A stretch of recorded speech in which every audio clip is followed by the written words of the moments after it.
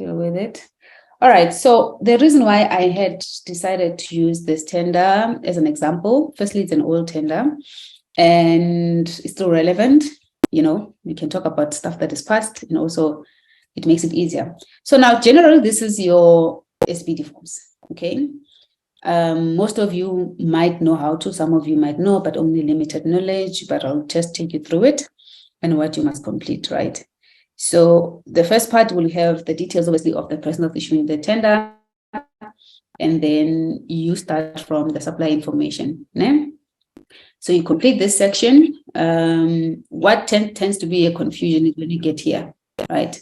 Tax compliance, PIN, and others don't know what the tax compliance team is and the MAA number. So when you are now, we've completed these mandatory fields, then under supply status, your PIN, obviously your tax compliance PIN. The important thing now again about a BE affidavit is it needs to be sector specific. Okay, some things that disqualify people in the BE is that you go and download a sworn affidavit on DTI's website.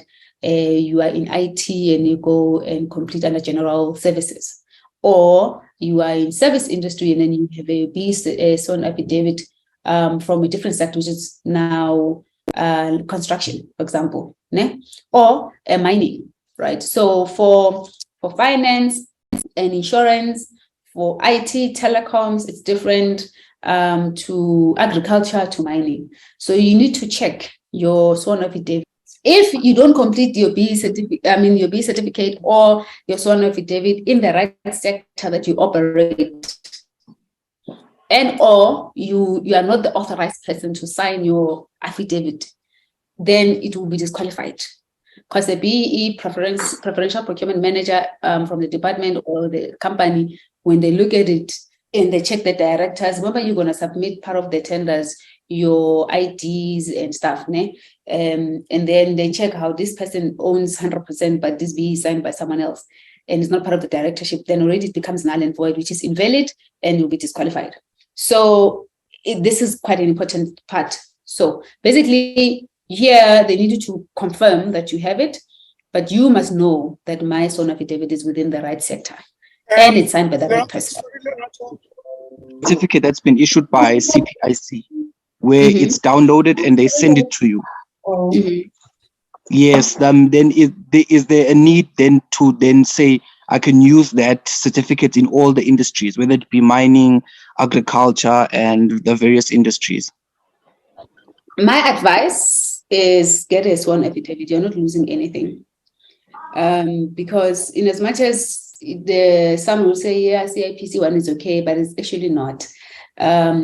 What weighs the most? Well, you know, I don't want to say doesn't, but what weighs the most from what I've seen in evaluations, sworn affidavit is more preferable because it's clear, it doesn't leave any room to be vague or go back and forth and ask questions, you know. So I would suggest that you download the sworn affidavit and just get it signed at the police station or whoever the commissioner of oath is to make it easy.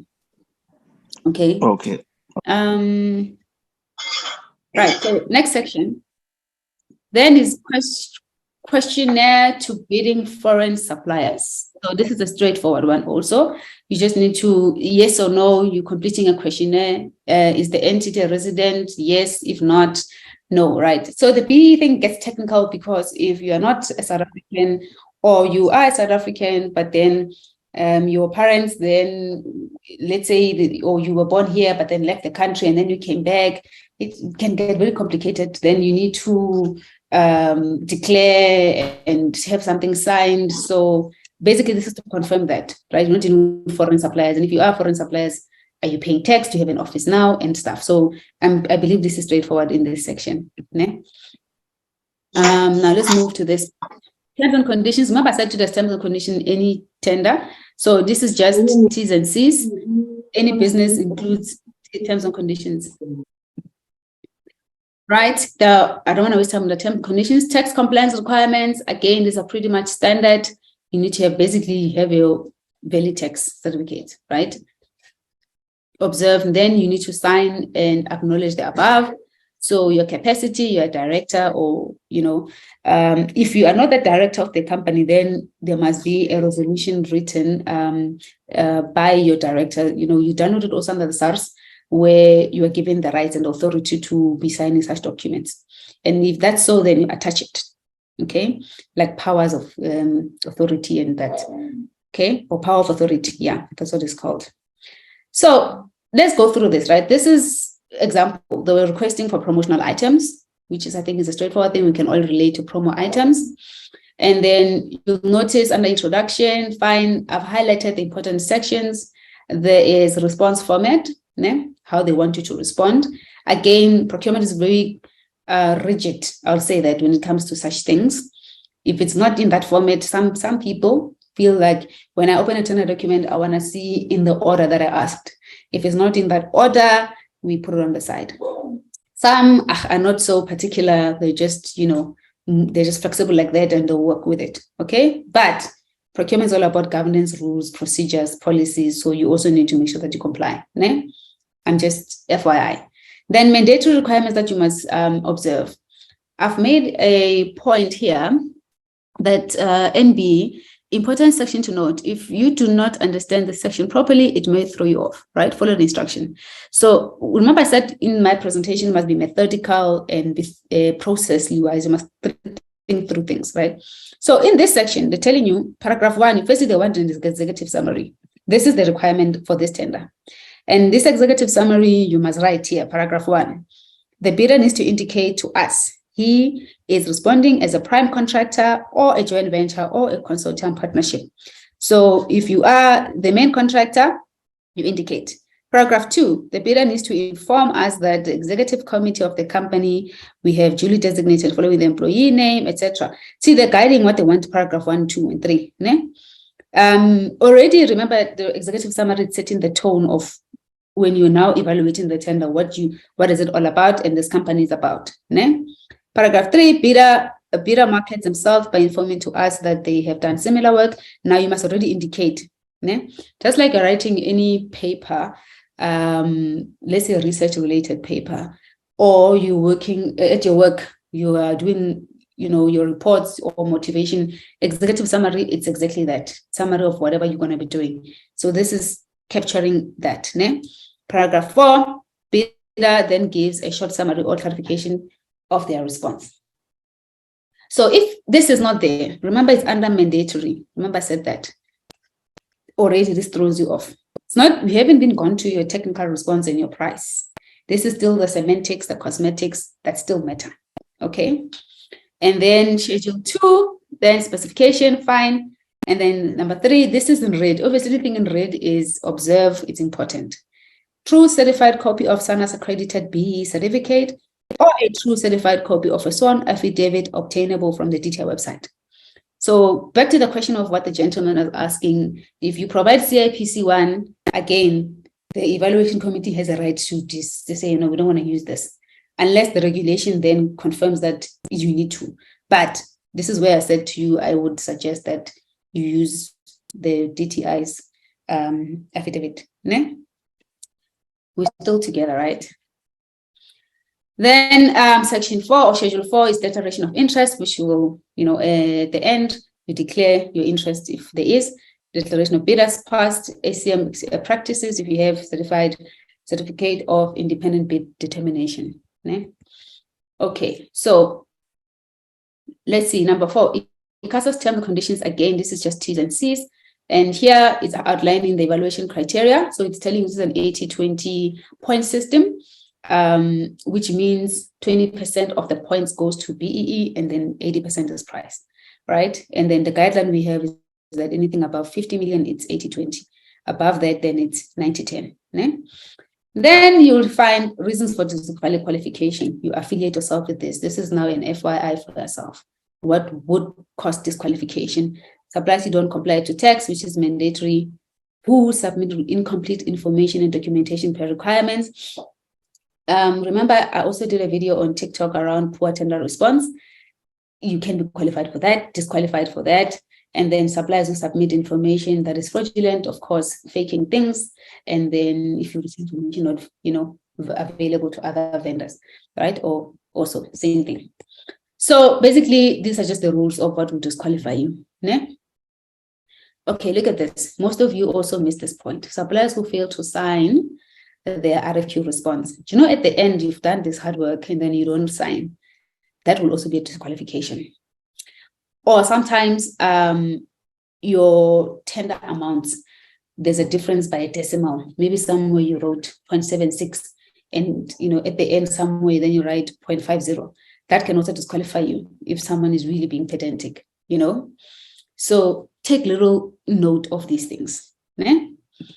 And then you come here. Then there's declaration by bidder, which is where you need to sign. So you then certify that you have read and understood the T's and C's, and this is what it is, your capacity, right? Now let's go to the other important section, which is bid evaluation criteria and methodology. Okay. Are you still following, or am I speaking too fast? Please tell me. Following. If you stop, I'm not speaking too fast. Following. Okay. Yeah, Following. Following. Thank All you. is clear. Thanks. Following. Following. So, okay, cool. Let's talk about tender validity period. I think this is a standard one, 90 days, meaning this tender is valid for 90 days. Any terms and conditions that were governing this RFP itself is valid for 90 days. Anything after that could change or will change or may be extended. When they extend tenders, it's because of this. So let's say by 90 days, this RFP process is not yet complete or the evaluation is not complete, then you'll find you getting an email or letter that says the tender is now extended to another 90 days. That will be the reason, purely because in 90 days, a lot can happen. You can be hit by a bus, you're no longer the director of the company, or your tax situation changes, the BEE changes, you know, finances changes, things happen, rate of exchange happens, things change, price changes, you know, supplier push prices. So the practical time to actually mention this is because of those variables that contribute to this. So also just for you to be aware. And now under evaluation criteria for phase 2, remember phase 1 was the mandatory, you meet the mandatory. Now we can move forward with you. And this is now, I'm highlighting here phase 2, right? Which then speaks to the actual proposal, your pricing and your BEE, okay? So in this case, they would have attached the specification, which is not now in this. Then there's, again, pricing schedule explained.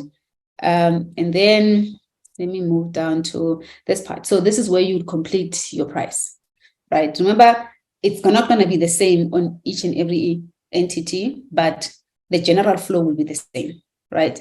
So then you complete your pricing. And I'll show you something with regards to the local content when you get to this part, right? So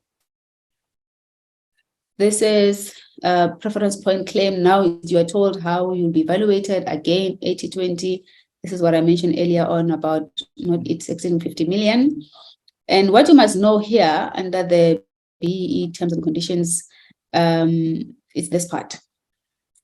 What this means is an indication of how it's calculated, how the 80-20 is calculated and how you get the points, okay? So let's see, for you to make it clearer, your BEE level, let's say you're level 1, and the number of points you get in a 90-10 point system, you'll get 10. But in 80-20, you get 20 points. And what comprises of these 20 points, which is not explained in this document, is your ownership level, your black ownership, and your youth, if you have youth in your company, that contributes to this, or if you're an EME or a QSE. So if you find someone who's meeting full 20 points or level 2, but they're meeting 18 points, that means they would have met those stuff that you guys wouldn't know of. But if you could be level 1, but only get maybe 5 points, purely because you may not be having black women in your company, or you may not be having youth, and those points are allocated to that, the majority of it, you know, the concept of math is the weighted average criteria, and then you only get it because of the level, okay? And remember, to get a level 1, you have to be 100% black owned. Okay, but to be a value adding supplier, you must have at least 30% black owned. All right. So I'm just making you aware of what these points are and what will get you the full points or half points. Okay. Now it goes on with the level. Obviously, if you are level 8, you're technically non-compliant. Most companies want to work with companies that are level 1, 2, 3, or 4. The regulation requires that procurement buys from suppliers at level 4. But because of the transformation agenda, most organizations want to deal with level 1, 2, 3 at least. So I would say, again, be a level 1, you know. Now let's move to this section, subcontracting, another interesting topic, right? So we've done now, this is the declaration. Okay, let me not forget this. B level, you're declaring the point, then you sign. Né? Now let's talk about subcontracting. Will any of the portion of be subcontracted? Either yes or no. If it's no, better, right? Then if it's yes, then this section becomes critical, right? What did I say here? Any supplier or you subcontract need to be the same level or higher. Oh yes, this is now another good important point. So if you're going to be subcontracting, let's say 30% of your work, you see here, you are required to mention the applicable and allowed percentage is 30% because it comes from the notion of it's your non-core services. And we all know, you know, you can never operate 100% of everything, right? And you need some services to interlink to what you must deliver. But if you are then subcontracting, whoever a subcontractor would be, because you need to submit their BE as well, you need to look for someone who's equally with your level or at least higher.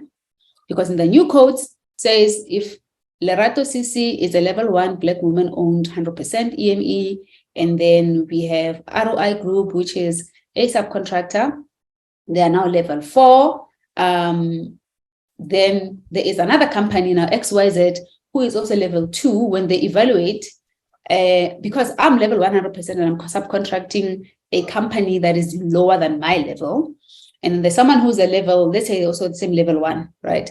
They will get more points than me because I'm already taking away from my 100% because I'm putting my 30% to someone who's lower. So during B evaluations, these things are measured, right?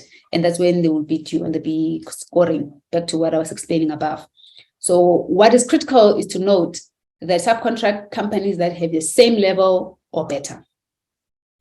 If you are having someone lesser than you, you're taking chances. I'm not saying you can't win, but it's just a risk. Okay. Then obviously you mentioned the details of the subcontractor here. This is just what I wanted to explain. Any questions on this? Nothing. Okay. Then here I see designated group. Then you must just tick the box of your company. What I was saying here, 100% Black. There's women, there's youth, disability. Obviously, yeah. There's a question from Musa Mkos. Musa, go ahead, shoot. Followed by Lord. Good day, Lerato. My question is regarding this subcontracting part. Should your company or should this part be should you not subcontract any business? What do you do? Do you leave the space empty or you need to put a dash or whatever? Like not applicable. Or if you're not subcontracting at all, yes, then you must don't leave it empty right there. No, I need to hear you're gonna tick the box no, right? Yeah. So if it's no, that means it's not applicable, not applicable. Just don't leave it blank. Okay, thank you. Okay.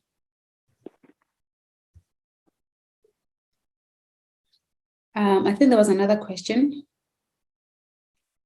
I think I saw Lorna, two. please. Lorna. Thank you. I just wanted to understand in terms of subcontracting, if you decide, if you're an EME and you want to subcontract a QSE, would that count against you or would that point to the subcontract? It will count against you. If QSE subcontracts you as an EME, it's a benefit.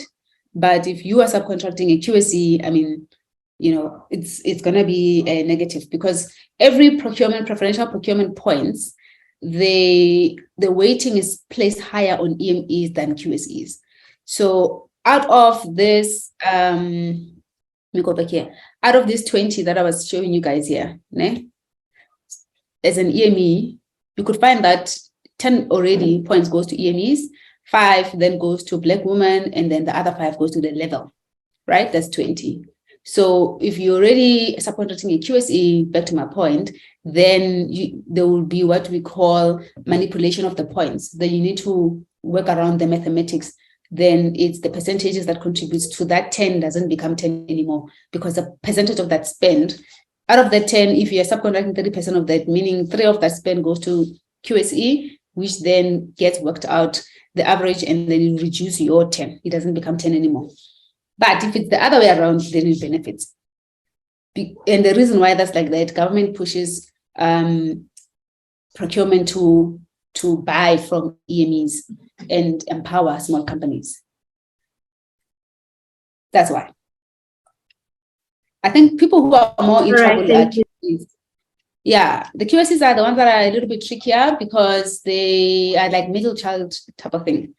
Large corporates, they're above 50 million. They don't compete with EMEs, but QSEs, they tend to play in the same space with EMEs. However, they get, knocked out on points because of the EME points and the drive. Okay. There's another hint. Okay.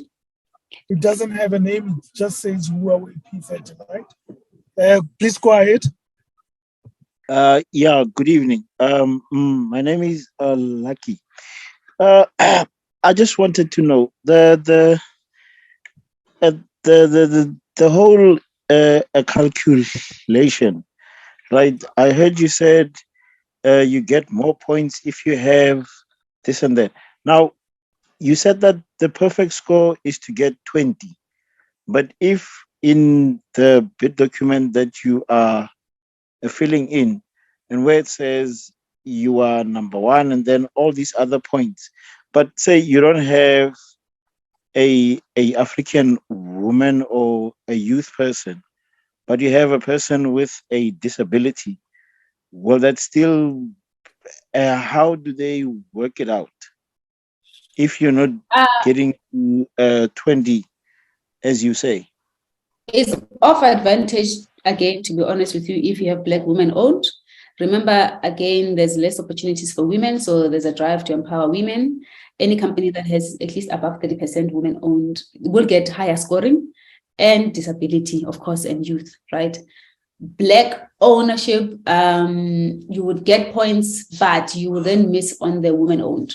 So Yabana, when it's like this, in fact, guys, this is another tip. When you see something like here, designated group, it's already telling you how that 20 split. You could find out for Black people that give you 2, youth is 3. And now if you don't have 3 of these things, you're already losing points.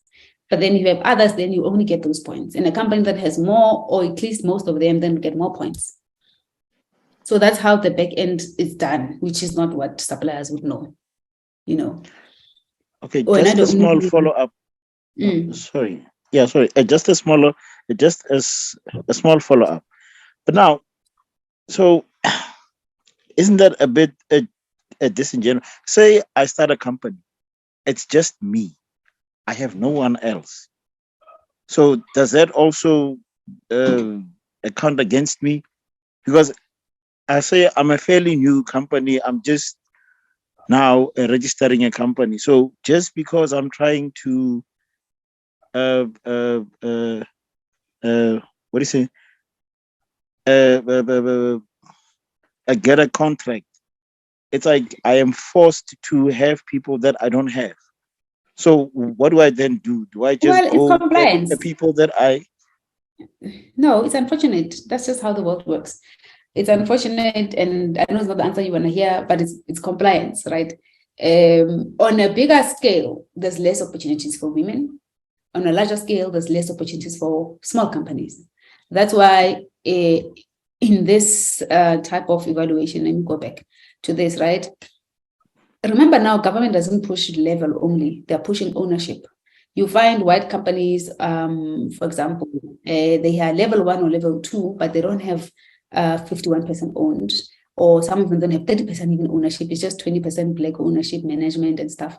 So if you're focusing on the level, you won't get the the benefit out of what you're trying to push as an agenda. So what then get trickled down is the women ownership, the youth owned, and the disabilities in them. So unfortunately, that's how the regulation is. It says you are a level 1 black owned, you get, level 2 or level 1. Then if you are female owned, even better, from a pointing system, it will benefit you. You'll get level 1 if you're black owned, but from points. My issue is you guys need to know these 20 and 18 in them, they comprise of the breakdown of these things. Okay, which is what the internal evaluation team does. So that's just the nature of things. Okay, I hope I answered you and most. There's another question from Mbali. Mbali, go ahead. Hi, Lerato. Hi. Hi, Lerato. Hi, everyone.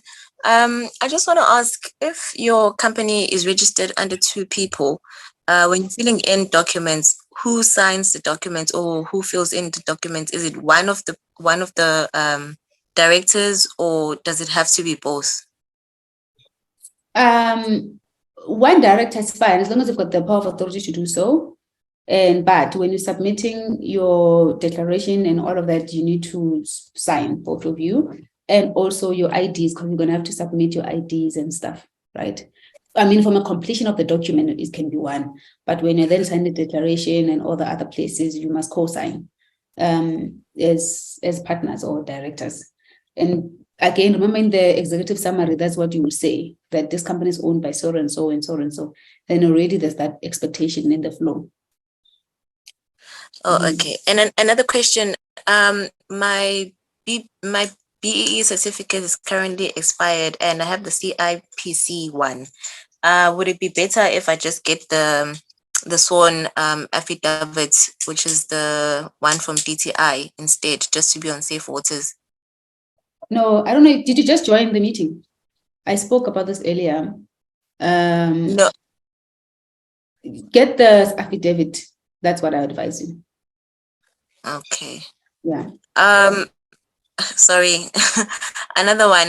I don't know if you'll be going into the whole SARS thing, because I'm not sure how you do the declaration if your company hasn't worked. How do you declare with SARS that the company hasn't worked so they don't charge you on tax?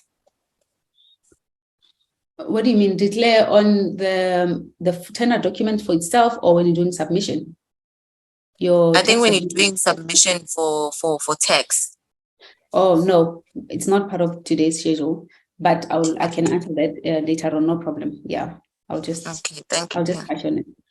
Okay, let me move on. I think we'll spend enough time here because I want to touch on also the local content, right? Remember this tender, for example, it's talking about procuring promotional items. Né? Then, okay, fine. What's another important thing here in this tender document? Here, okay, this is where the crux of the matter is. Some people misunderstand what local content is and the declaration of it. So you see, every SBD form will have this section.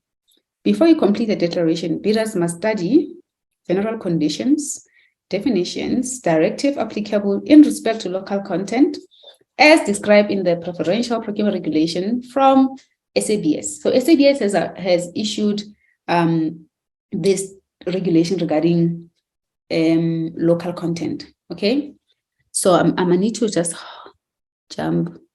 Just hold on. I need to stop sharing. Then I can go to that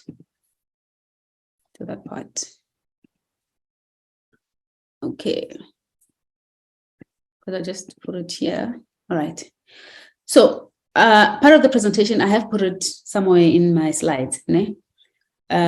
So this is what the SABS have issued regarding local content. It just speaks to how it needs to be declared, the requirements, and you also need to get certificates from your suppliers that this is how much products or raw material used locally, or how much of the product is imported, items are imported, so all of this you need to read and understand. And basically what that declaration is, it's this one, right, that you see are now confirming that you understand. Né? But before you get to how you calculate it, secondary to this, where is it? Okay, no, where was I? Feel like I've lost my. Yes, I hear. Mbali, is that an old hand or not?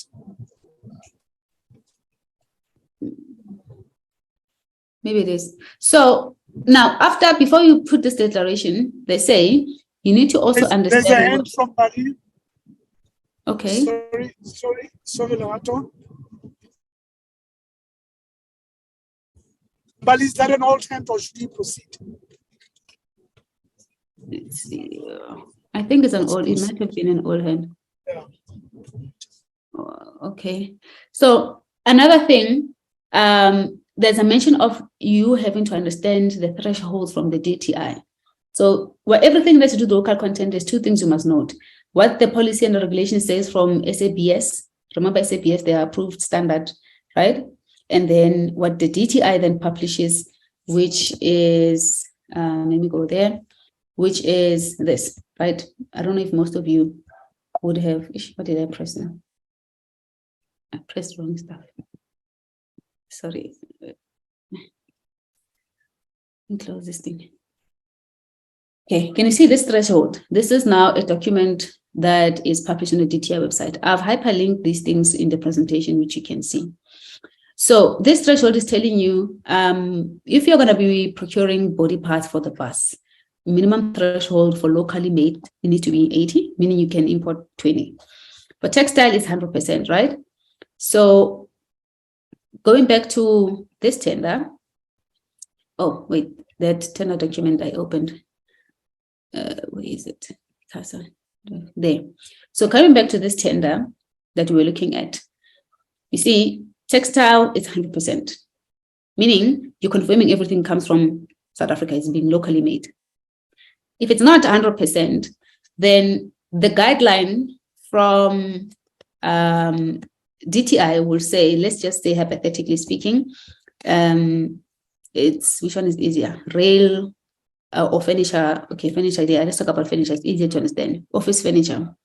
Minimum of locally made must be 80. So meaning you can only import 15%. So how to calculate the local content percentage? Let's get to the percentage. This is how you do it. So you must solve for, let's make this bigger. So you must solve for X and Y. So your X is, hoping you can see, why is this thing not being big? Oh, I must make the font big. Yeah, maybe this is better. So you need to solve for X and Y. So your X is your imported content in ZAR, converting it using the South African exchange or the exchange rate published by SARS on the day the tender was issued. So let's again make example. The items that we'll be stocking from, let's say, Turkey, that you're bringing in country, it needs to be 15% of whatever that would be a component to your 100% of what you're making. Now you're calculating the X, right, which is the 15%. So the 15%, if you are buying it for 100,000, then you say 100,000 using the exchange rate. If Turkey is using US dollar that you used to pay or using GBP, then you check what SARS published on the day the tender was issued, not on the day you are responding to the tender. You check what was the exchange rate on either of those four. Actually, let me see so that I speak, you guys looking at what I'm talking about. These people. Let's see. Yeah.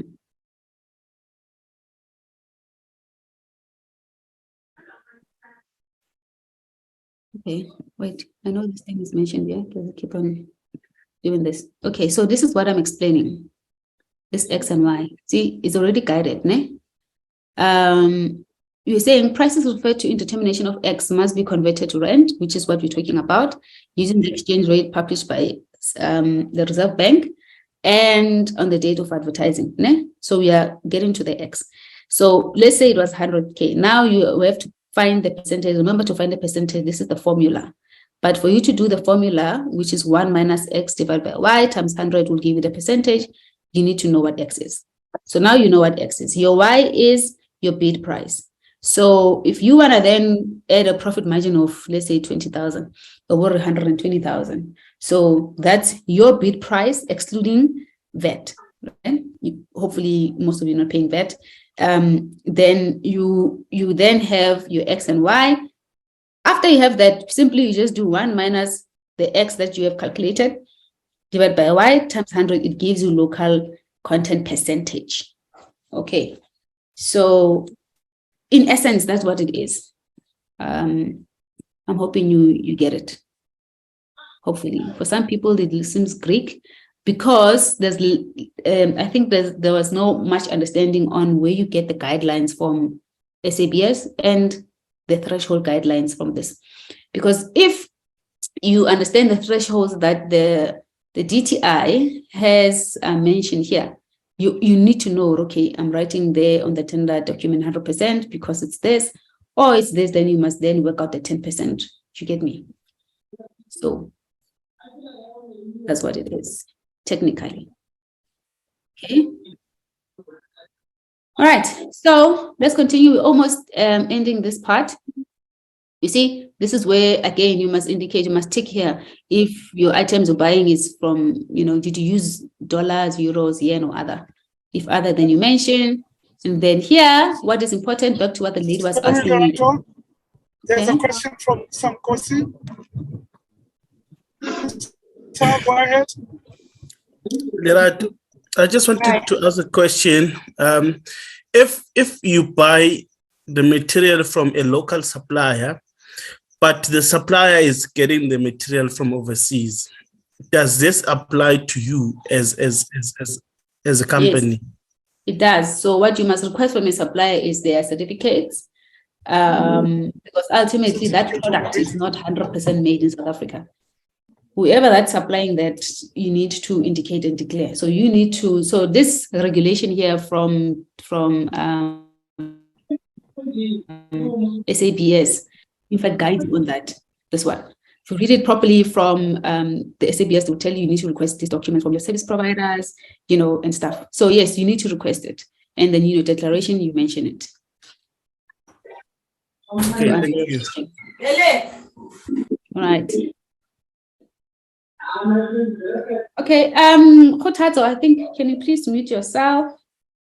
All right, so sorry, what I wanted to highlight here is who signs this declaration. Again, it needs to be signed by your chief financial officer or other legally responsible person nominated in writing by the chief or senior member with management responsibility. So you as a director, you can sign it. Alternatively, these people that I mentioned, your CFO, or anyone that is, again, legally nominated. So you then complete this part. So this is where the declaration comes in. Okay, so those X and Y's, those we spoke about, you put them in here and you'll be done. Then you sign, witnesses, that's it. Okay. Okay, this is just telling you where you must attach your certificates. So technically, this is what SBD form is about. Everything else is just going to be attachments and declaration of, declaration of interest. This speaks to, declaring if you know someone in the government that you work with, or the company that you'll be bidding, your wife or your cousin, whoever works there, please don't hide. If you know someone that you are affiliated with directly like that, you need to declare. Obviously, if it's a friend, we know people, people know each other from many places, but the nature of relationship matters, because then they will ask you what is the relationship, then you can mention, right? So again, don't this, rather say non-applicable, not applicable. If it's not, and then where is applicable, you say yes, and then you tick, you mention, then that's what this is about, basically. For some reason, some of us, somewhere, would have had something to declare here. the way it's so detailed, it's difficult not to declare something, you know. And you won't be disqualified for declaring, by the way. You just need to make mention for this purpose of due diligence.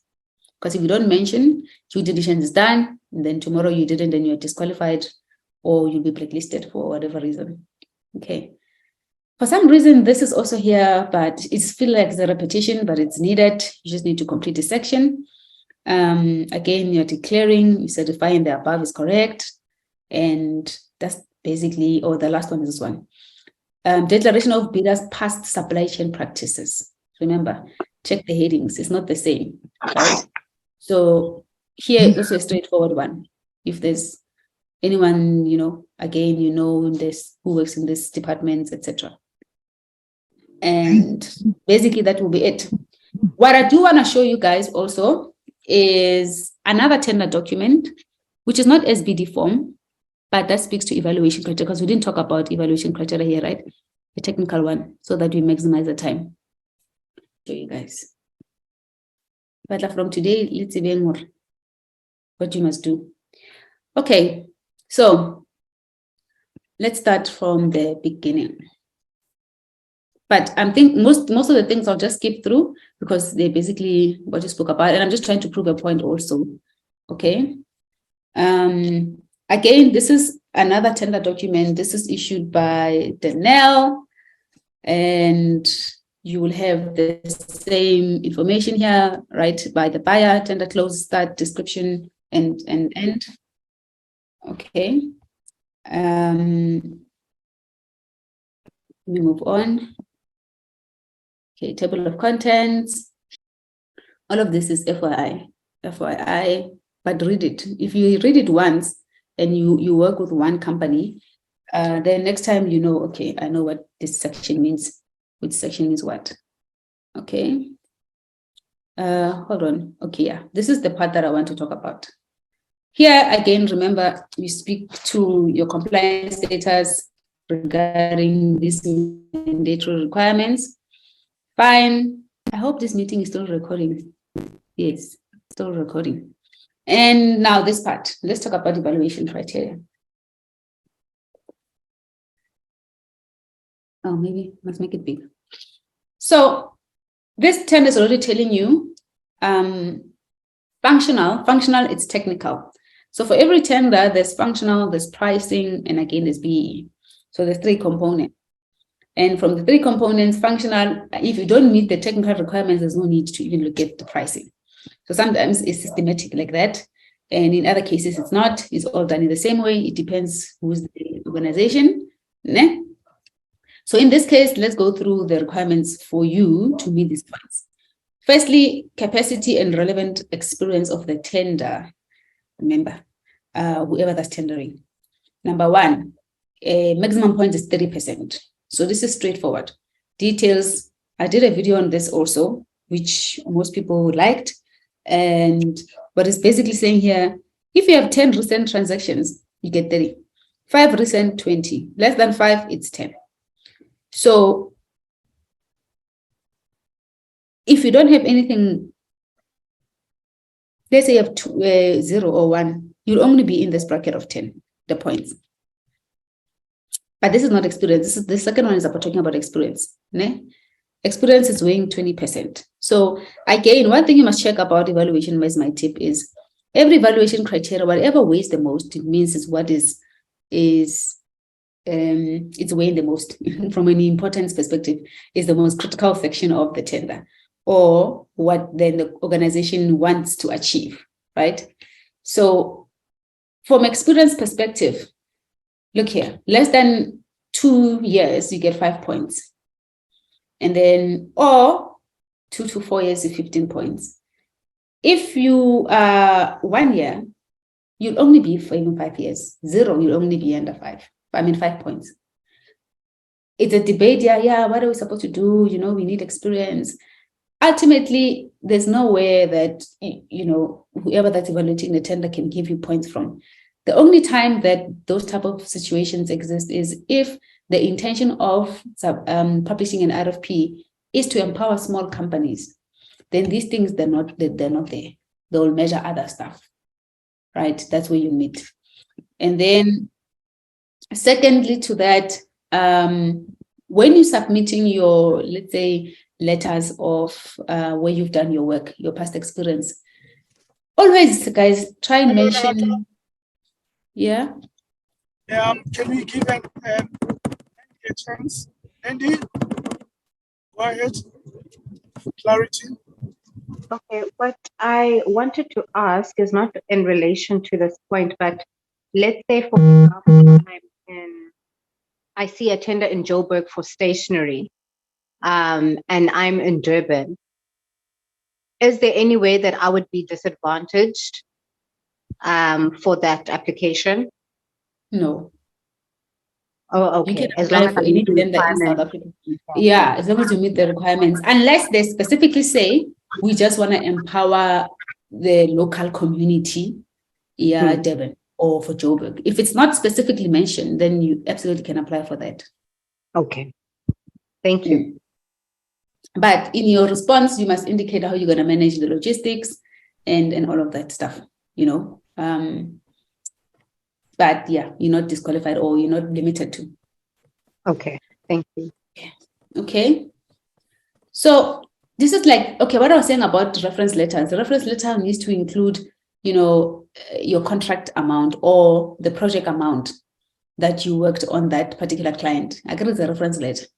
And the term, how long were you there? Please ask your people that do your reference letters to mention you've been working on this project for 6 months or from when to when, and this was the amount, you know, from a value perspective. So you can have an indication.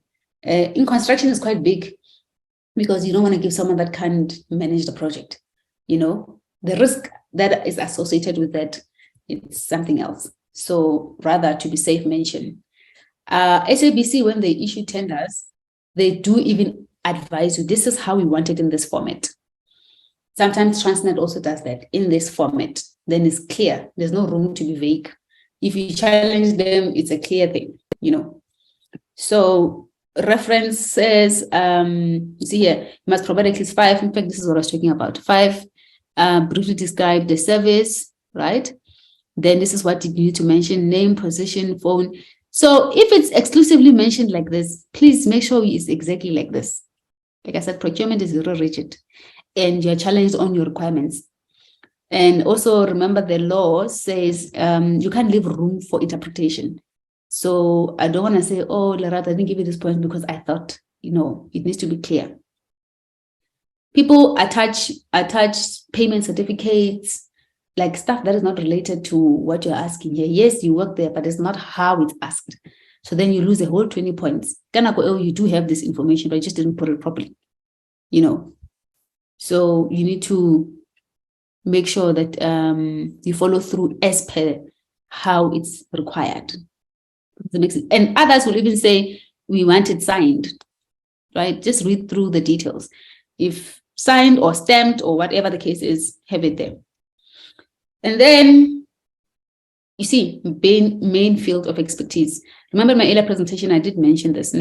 Data must indicate your main field of operation or your expertise. Information must address the requirements similar to or as per the NAL's requirements, I believe, right? Scope of work. So it goes back to the conversation that you can't subcontract everything. There are people who subcontract everything. They get this one, they get this one, they get plumber, they get that, and you end up project managing your own company. And this is what is trying to limit, you know, what is your company known for? What are you doing? Who are you subcontracting? What percentage?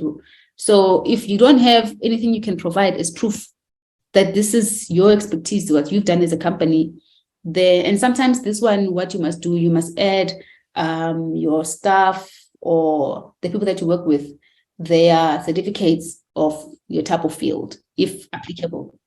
But you have to find a way to prove that you do this. Again, if only it's mentioned. So this is easy. You can get 30 points. You can get this 20 points already halfway through. You already have points here. Maybe if you are missing Gaba, you know, 20 or so. So at the end, you have 100, but you see, minimum score is 70. If you don't do this right, you lose 30, you lose 50, just forget, you know, before we even go further. and we start making assumptions that, oh, we don't get tenders because they do this, they go to that, you know. Sometimes most people, I can tell you, they don't read these requirements properly. And then see here saying second stage, go now look at your price and BE, what I explained the previous earlier on. If you don't meet this, then there's no point, you don't waste time. Then this is where the shortlisted guys go into. When you're shortlisted, then you look at the price, okay? So will be similarly the same, whatever point system, same thing that I explained. So that's fundamentally what I wanted to show you regarding this tender document compared to if you get issued with an SBD form. Cool. Any questions? I think I've got comments on the chat section.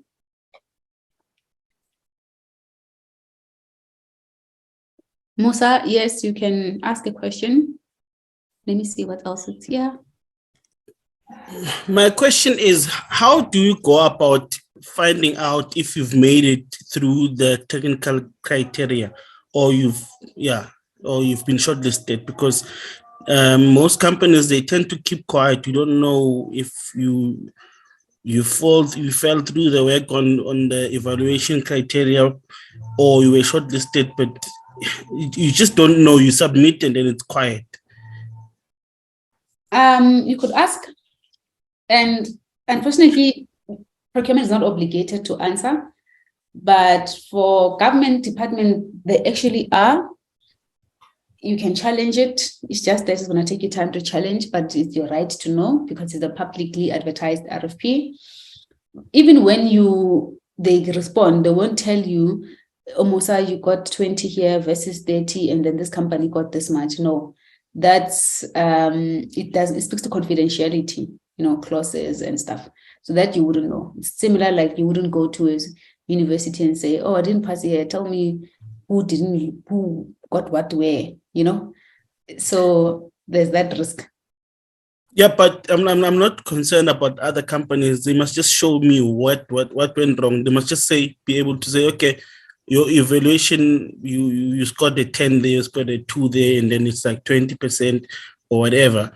But just for the mere fact that you get no feedback and then it's just quiet, you don't know what to improve when you're going forward, because you know you find in some instances that you get the small tenders, but when you do now start to do big tenders and you are constant in terms of filling in the documentation or the documents, but you find that you don't cut it when it comes to bigger tenders.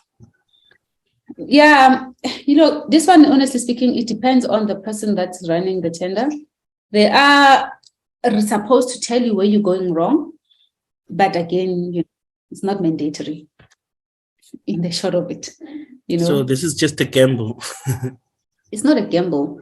Even if you're told that, Musa, you didn't meet technically, your experience is not right, they won't go to the detail because it poses a lot of risks to expose so much detail. Usually when we talk through to people why you didn't make it, we'll just tell you, you didn't meet a shortlist because the points that you were supposed to get, it was 50, you only got 30, but I can't tell you further than that. That's just also how the law says regarding tenders. Okay, thank you. On rare occasion, you'll find someone who sit down with you and they tell you 1, 2, 3, 4, 5. Then, you know, it takes away that sense of governance in the process. Lucky, because remember, this is competition, right? It's like you're bidding. This is called bidding. You're just bidding, you see who wins. You know, I'm thinking sometime this year there will be a physical event. I think we need to have a nice physical event and invite someone else as well. So I'm up for that because, you know, business people must do different things. I'm hoping you like this content that I share, and thank you so much for the support. So yeah, I think we have reached the end of the day. Please, when you exit, there'll be a poll. Just answer those 4 questions. I'd appreciate it. And yeah, you'll catch me on my Instagram. I'll see you guys on the socials and TikTok and YouTube. All right. Kamba, thank you so much for your help. Thank you, Lerato. Bye. Thank you so much. Bye, guys.